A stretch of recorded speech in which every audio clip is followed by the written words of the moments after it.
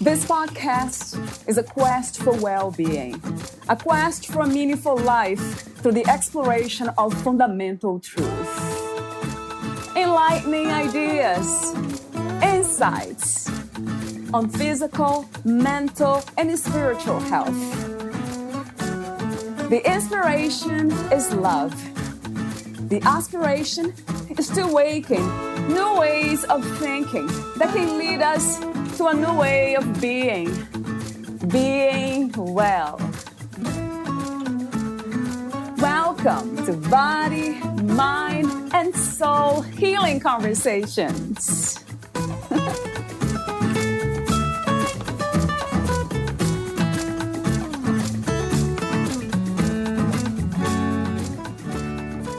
Emotions tend to be short-lived, fluid, but are real and deserve to be validated.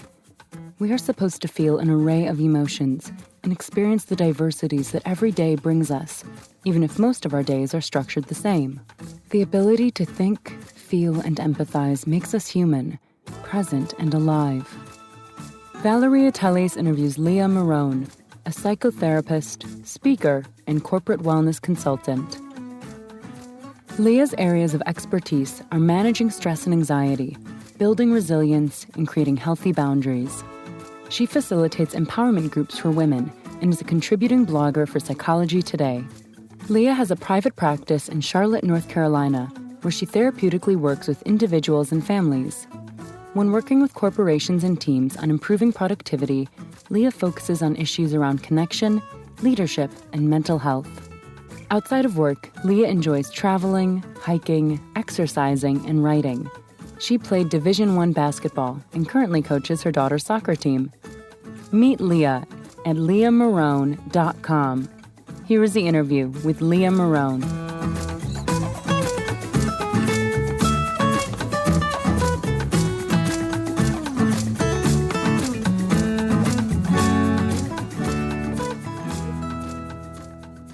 In your own words, who is Leah Marrone? Leah Marrone is a space creator. And what I mean by that is I consistently and genuinely try to create safe spaces for other people to explore themselves, to feel nurtured. I also am very aware of the space that I create for myself and try to be incredibly cognizant and deliberate with how I affect a space, how I interpret a space, and when I need to rejuvenate. So I think overall, I'm a space creator. How did you discover this, Leah? How did you realize this? I think a lot of it is just my work through mindfulness and presence and trying very hard throughout my day to be as present as I can. And some moments are harder than others, but I think it's all about, connecting to the space, the environment, the people, the internal feelings. It's just kind of, that's how you feel the most alive, is when you're present and when you're kind of collecting and experiencing what's happening in that current time and space. So I hear that a lot, and I have actually engaged myself in a lot of these practices, mindfulness, meditation, and being present without even trying to understand much about what presence was. So from your perspective, or with your own words, how would you describe what presence is, or what is to be present? I know you have been saying different things, like being the experience of what's happening now in the moment, the way I'm interpreting what you said. But for the audience and myself, what does it feel like? Is there a feeling behind this idea of being present? I think there is. And it takes work, but I think if you really start with exploring what your five senses are processing and taking in, even the basics of what you're hearing, of what you're seeing, of what you're smelling, what you're touching, how your body feels, the temperature, even just grounding yourself in the here and now with what your body and your sensory, the sensory part of you is collecting, is presence. And I think then that helps you dive deeper into deeper levels of emotional presence, of, conversational presence, of all of those things where you are, again, soaking in the connection that you're building with other people, other things, other sensations, and really making an effort to stay in that moment and not engage in thoughts that are futuristic or anxiety-based or past-based. And it's such a challenge for us overall as humans, our minds. But I think we can all reflect, even if this is something that you or anyone struggles with, you can reflect on a time, whether it was intense, positive, or emotions that we seem to categorize as positive, or negative emotions, like you felt something and you were engrossed in that moment about what was happening. And I know we all can recall those things, and that's presence. That sounds wonderful to me and resonates. What I wonder is, how can we be present with uncomfortable feelings? It seems like it's easier when we are having fun. Mm-hmm.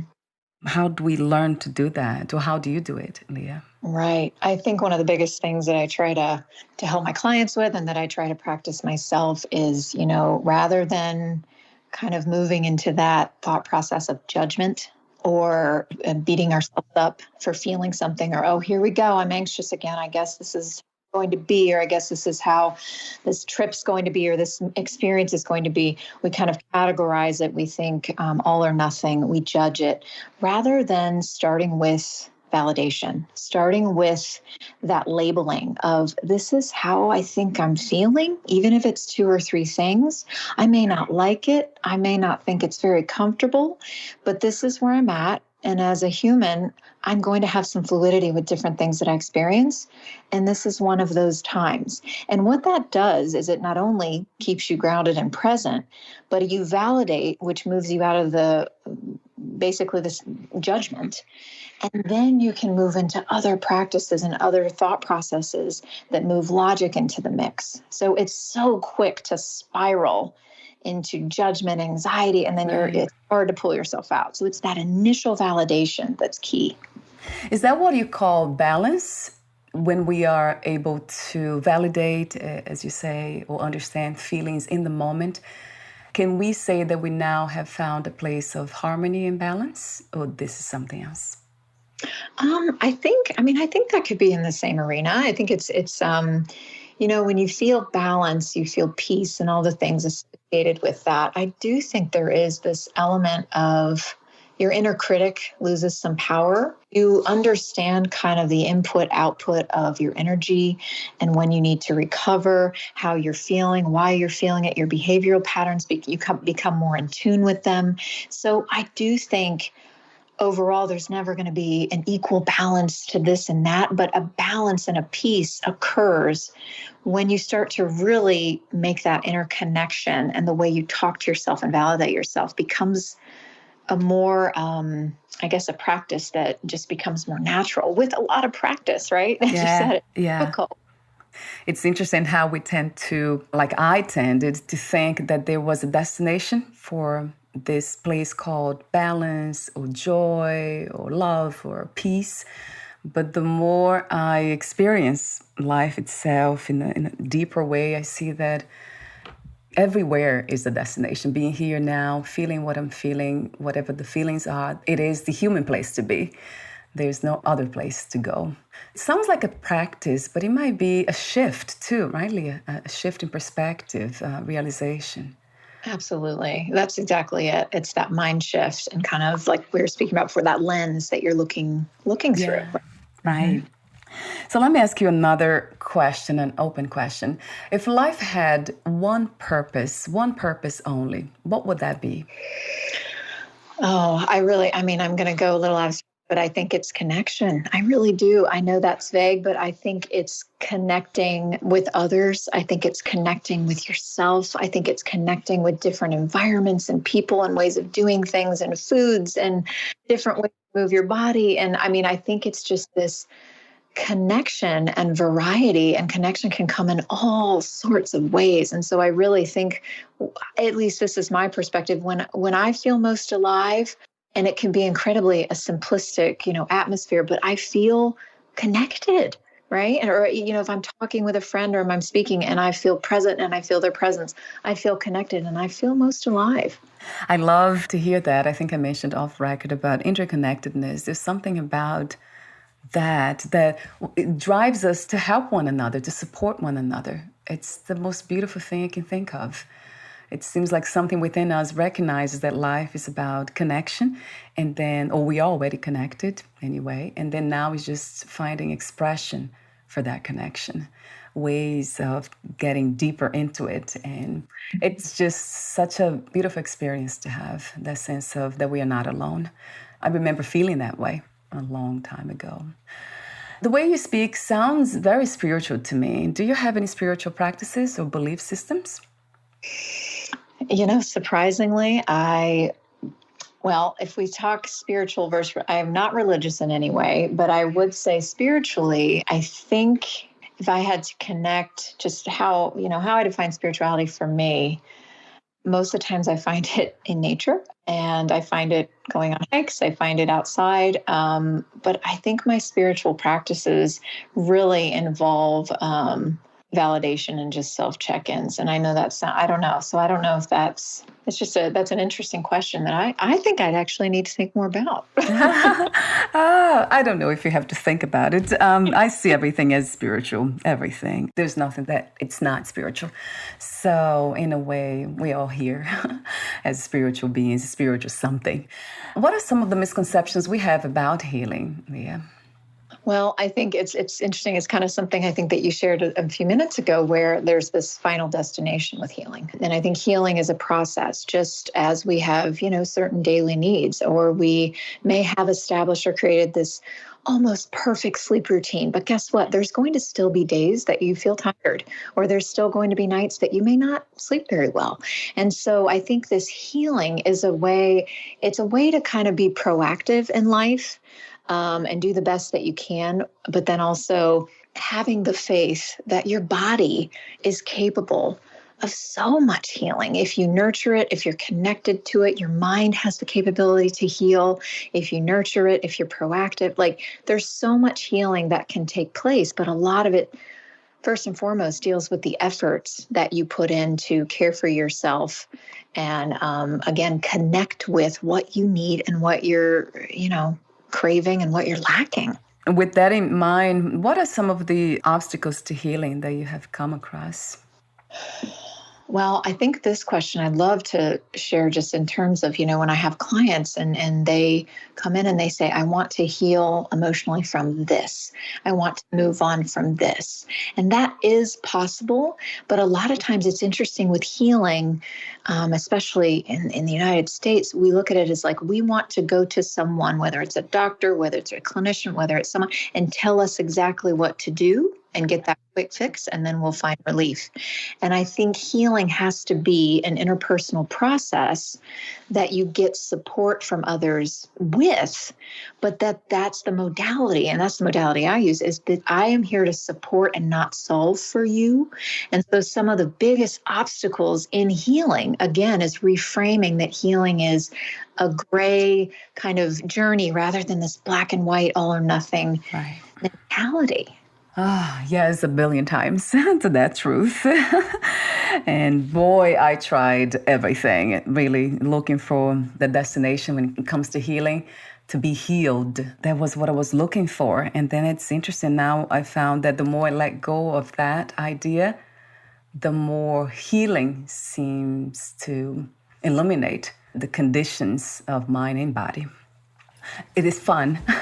Yes, it becomes a lot more fun than looking for destinations.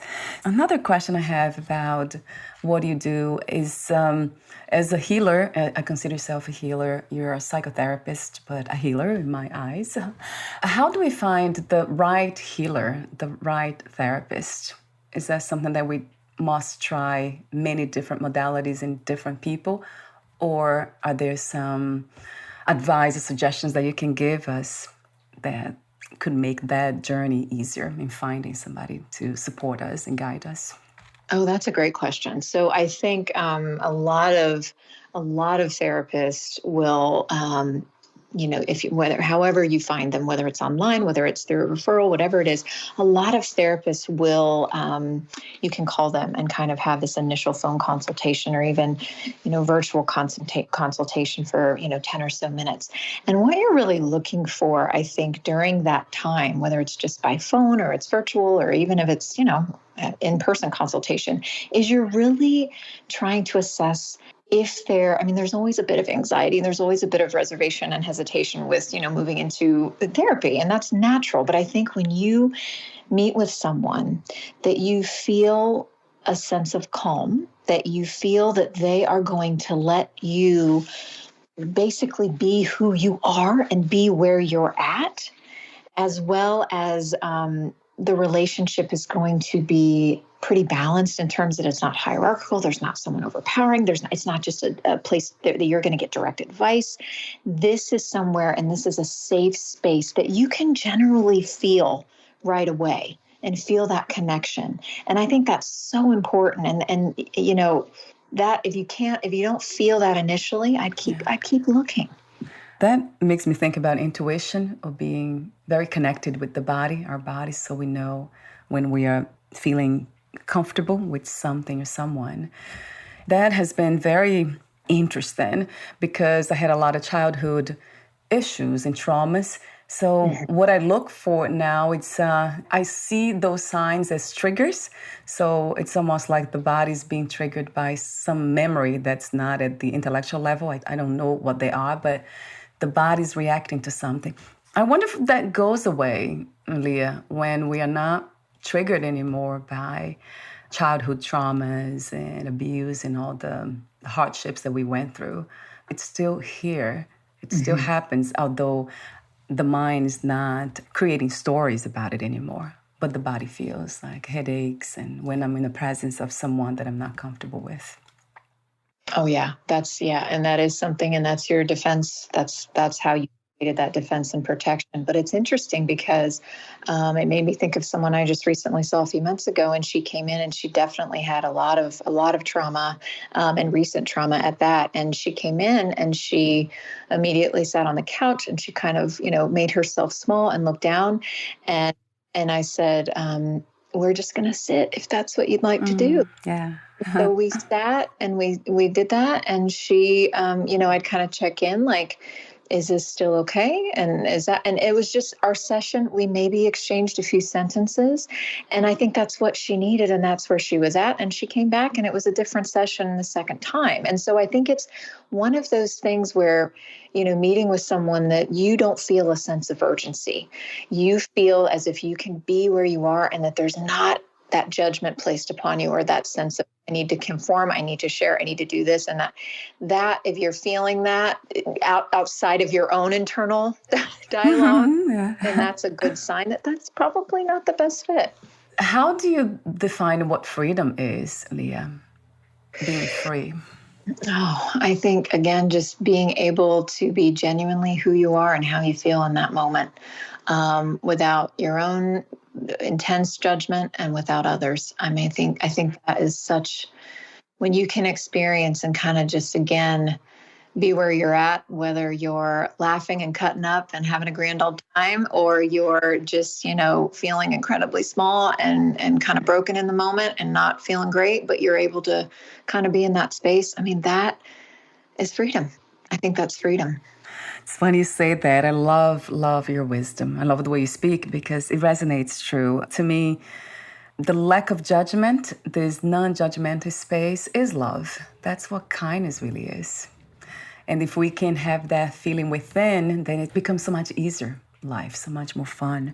You're not responding to the judgment of others, so of whatever's happening out there. It's more happening within you, and you are not in control, really. I wouldn't use that word, but it's becoming more aware, isn't it, Leah? Self-aware of our own body and mind, that connection.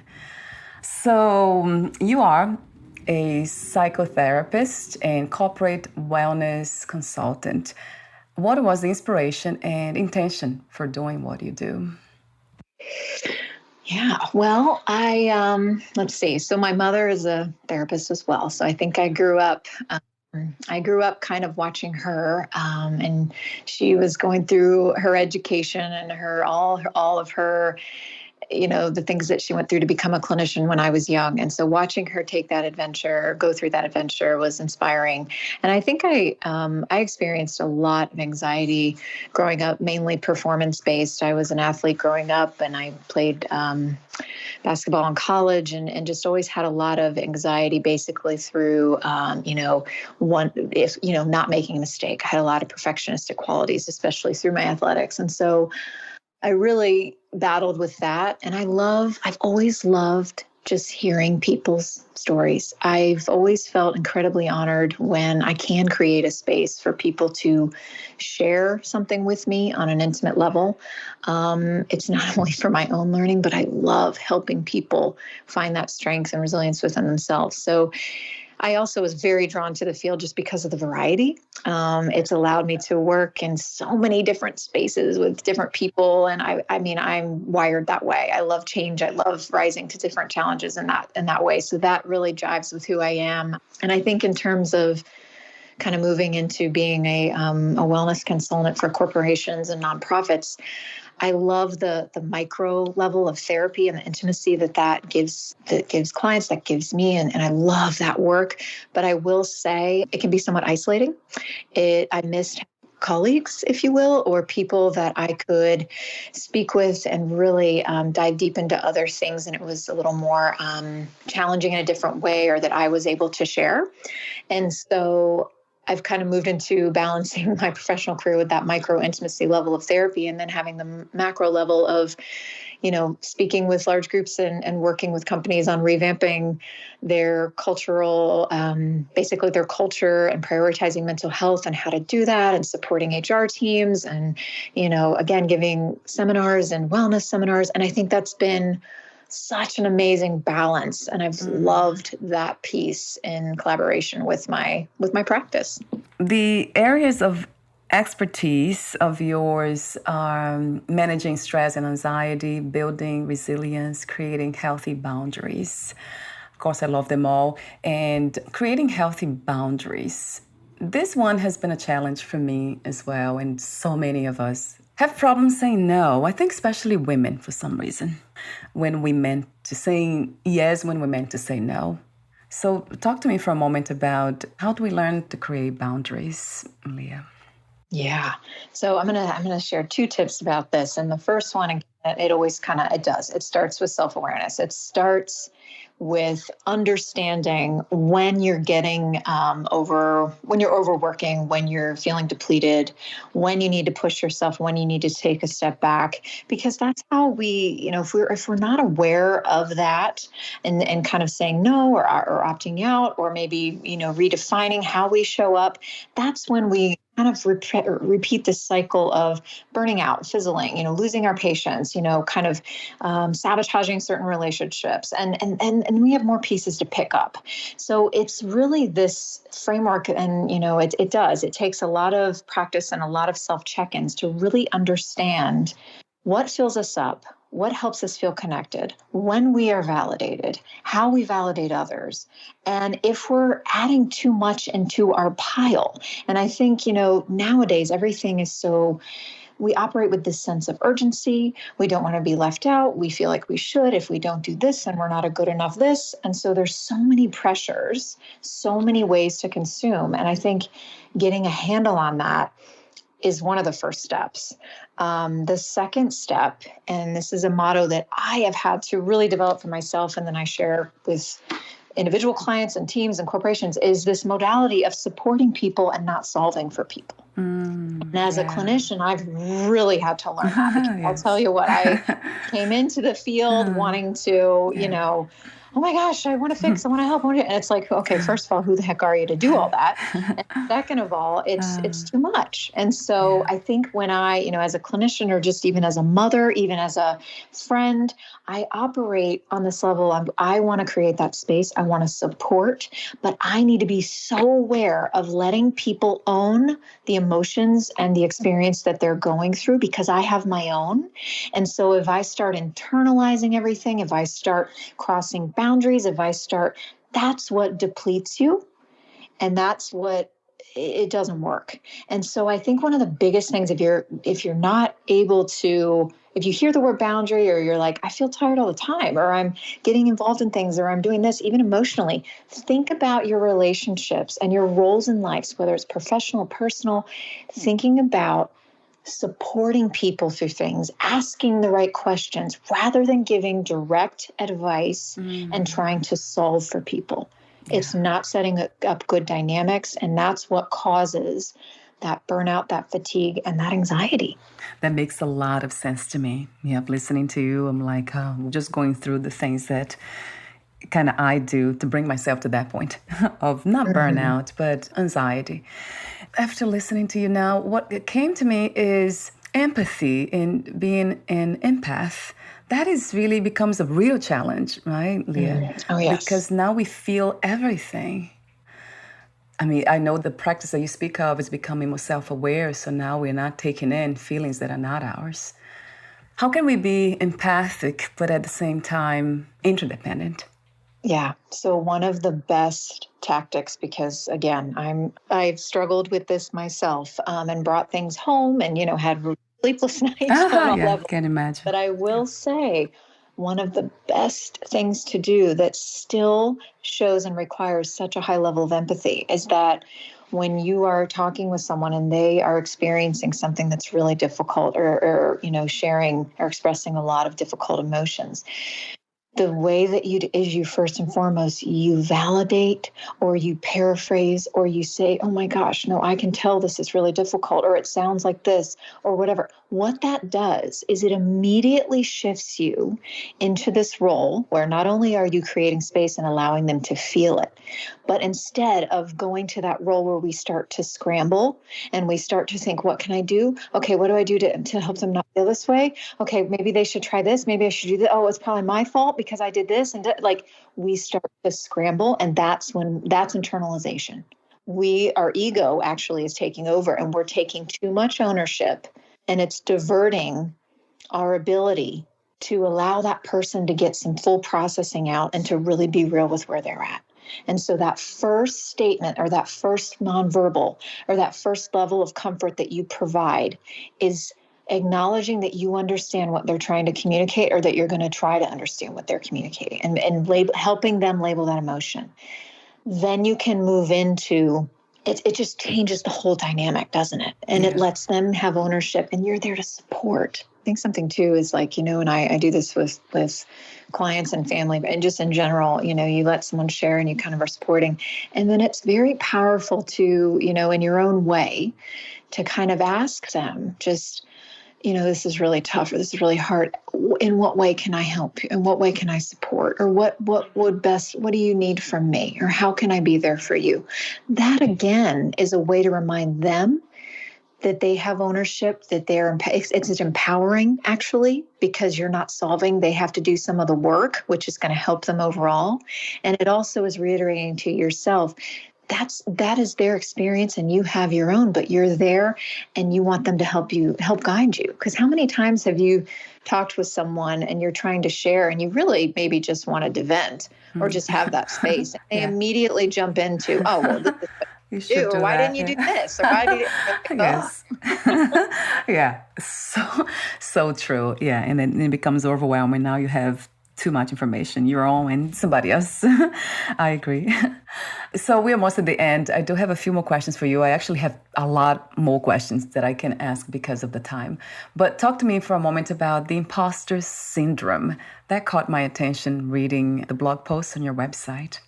Yeah, imposter syndrome. It's been a big buzz phrase, I think, for the last several years. And I talk a lot about, because it's been stereotypically, just something that women experience. And imposter syndrome is when you basically feel like an imposter. So you feel like other people basically are seeing through you. They're like, oh, she or he is not capable enough, or, they're a fraud, or, I'm not capable. So it's this lack of confidence, or this kind of inner dialogue or inner monologue that goes on that, is basically shattering, is taking you away from the present.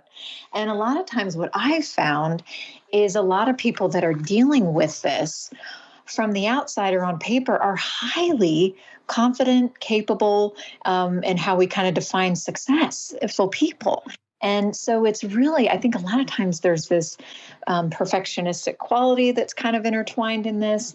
There's this competitiveness. There's this, just tendency to compare, tendency to always be on the go, tendency to. So there's so many personality qualities that are tied in with this self-sabotaging behavior versus it just being a stereotypical female thing. And when it comes to personality, it seems like we have all these parts, right, Leah? I have heard for the first time about maybe a year ago about parts work, or I think it's called internal family systems. Yeah, that really kind of made it clear for me, something that I already knew but didn't have words for it, that we have so many different parts within us trying to drive our lives. And I wonder how some people, they become so solid in one part. I wonder if that's possible, actually. Is there such a thing as a central personality that drives all our behaviors and our thoughts and our experiences? Well, I think you're kind of moving into, where the ego steps in, where the other parts of the brain, and, just again, trauma weighs into that a lot too, and our protective responses. So, though our personalities can be swayed in a lot of different ways just based on our experience, but I think our true essence and kind of how we like to show up, I don't know. I'd like to believe that that's something that we're kind of born with to a certain degree, and that's just kind of hopefully nurtured as we go. And that's always there, right? I love this idea too, that there's something here has been always here, and it's just kind of sometimes become covered by all these other parts, traumatized parts, but it's always there and it never went away. I love to believe that. I know. And I always tell people in therapy too, they're like, I wish I was this again, or I used to be like this, or and then this happened and I can't, I just, and a lot of times when they're feeling depressed and things like that. And it's so interesting to use kind of similar to what you just said. I always say, you know what, that part of you is still there. It's just dormant. There hasn't been space for it. We need to tap back into it. We need to fuel it. It's kind of out of shape, if you know. I love that. You got to get it back in shape. So we gotta be more deliberate, and then it'll become more natural. Just like if you were training for a marathon, right? Yes, I love that. That's interesting. You say that. That makes a lot of sense. I love these metaphors too. They help.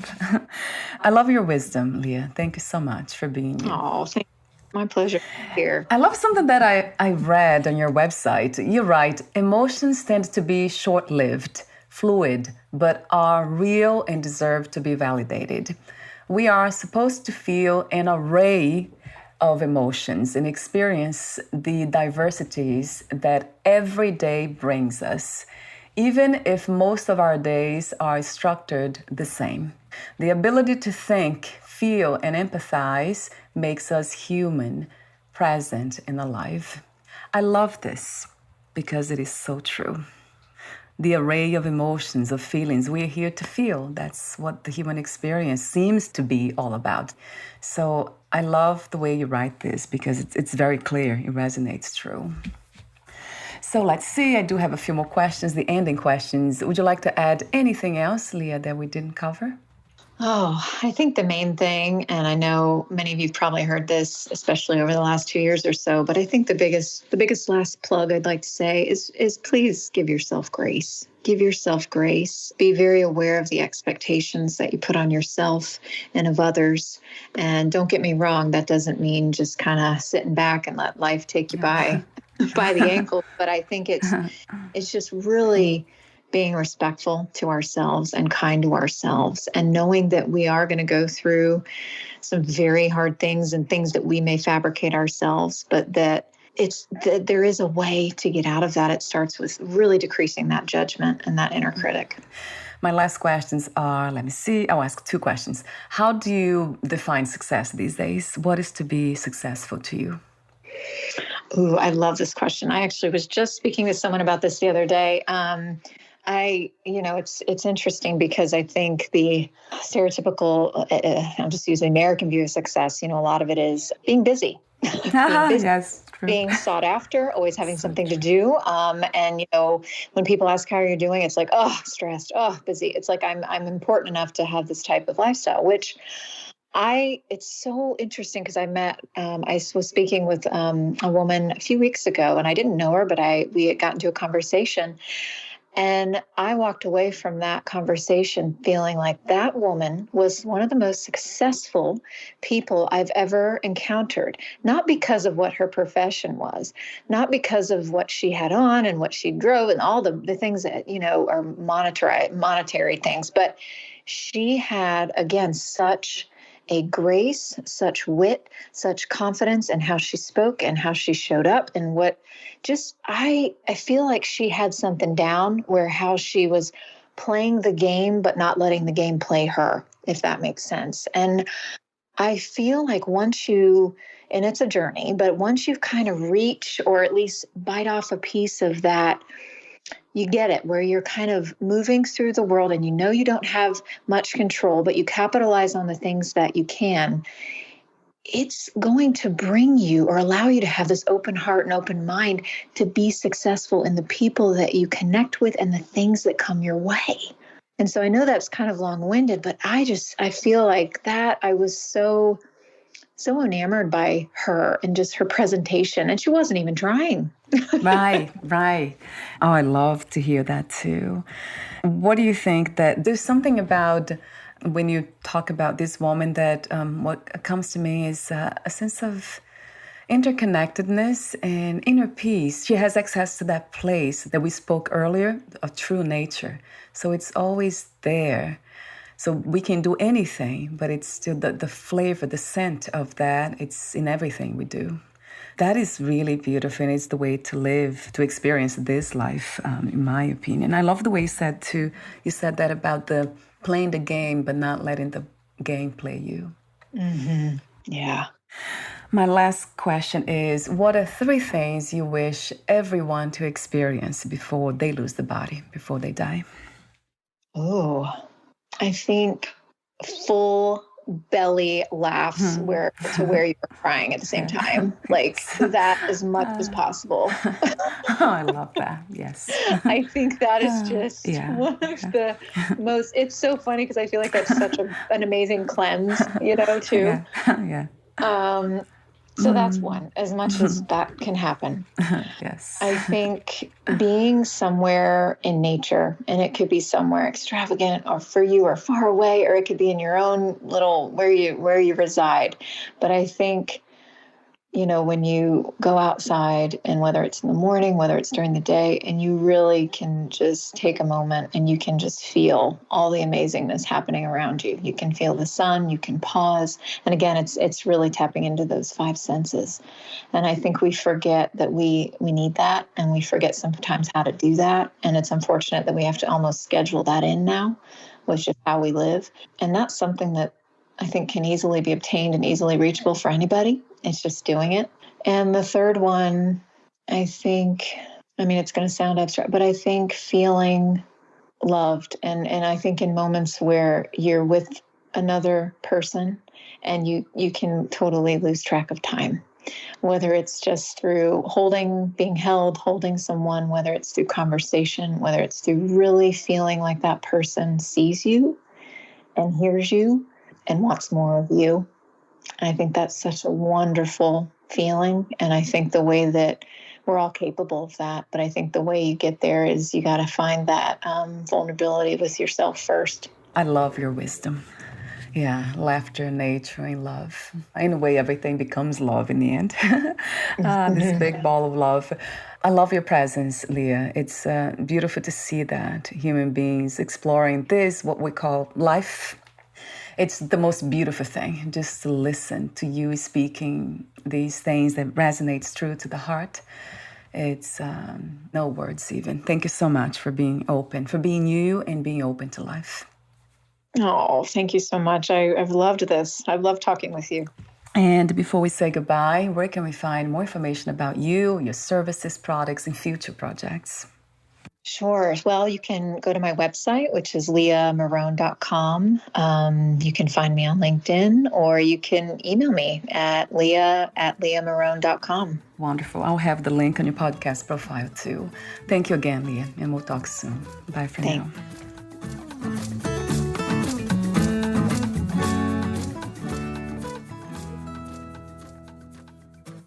Thank you for listening. To learn more about Leah Marrone and her work, please visit leahmarone.com.